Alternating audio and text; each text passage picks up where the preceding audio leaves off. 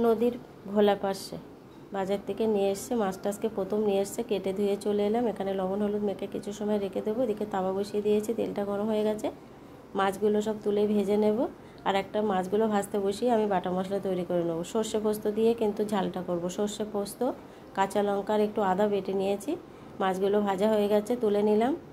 নিয়ে এদিকে ওই তাওয়াতে আবার কিন্তু একটু তেল দিয়ে দেব। তেলের মধ্যে কিন্তু সাদা জিরে দেব। কালো জিরের ফোড়ন কিন্তু সব মাছে কিন্তু ভালো লাগে না, নোনা মাছে তো কালো জিরে ফোড়ন ভালো লাগে না। তারপর সাদা জিরে ফোড়ন দিলাম, তুলে দিয়ে বাটা মশলা দিয়ে একটু জল দিয়ে দিলাম, পরিমাণ মতো লবণ আর হলুদ দিয়ে দেবো। দিয়ে একটু ঝোলটা ফুটে গেলেই কিন্তু নামিয়ে নেবো। সর্ষে পোস্ত তো বেশি সময় ফোটাতে হয় না, বেশি ফোটালে কিন্তু তিতো হয়ে যাবে। ফুটে উঠলেই মাছগুলো দিয়ে দেবো। মাছগুলো দিয়ে একটু ফুটে উঠলেই কাঁচা তেল দিয়ে নামিয়ে নেবো।